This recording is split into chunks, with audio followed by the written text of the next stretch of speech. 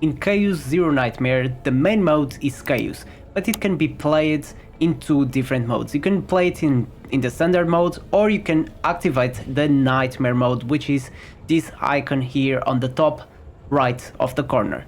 So these modes can be played very different to get the best save data as possible.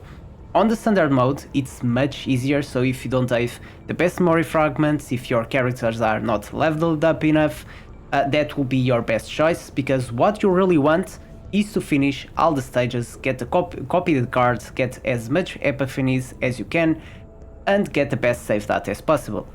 But if you're not aware, while you're playing Nightmare mode, you get much more epiphany rather than on standard mode. On standard mode, you don't get so much epiphany.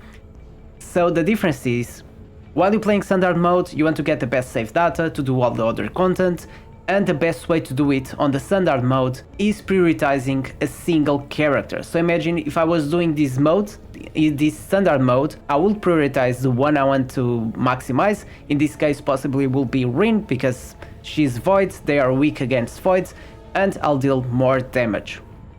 And this way, prioritizing that character, you can still get a great save data, 50k or even more, okay? But if you split all your resources and cards and epiphanies, then all your characters will get around 30 to 40k, which is not the best. So ideally, in this mode, you want to prioritize a single character to get the best save data. Then while you level up and you get stronger characters, you start investing on potentials, your level of the characters is higher, you start investing on memory fragments, your characters will get stronger and will be easier to get and do the Nightmare mode.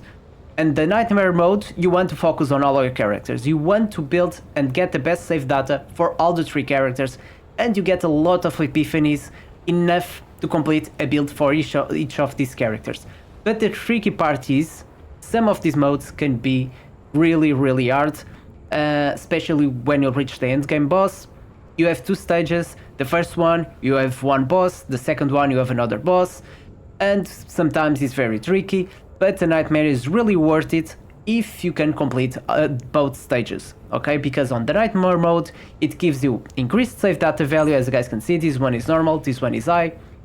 So the save data value, this is the chance to get all the data you've collected. Okay, so on normal modes, you're probably not getting all the cards you saved. On the Nightmare mode, there's a high chance that you get all the save data you collected. Okay, and this is the Epiphany cards, the cards you get from Epiphany, this is the common cards, the gear, everything you got from that farming, that chaos farming. But the thing is, if you can complete both stages, you're gonna be wasting a lot of time, and you don't really want to do that.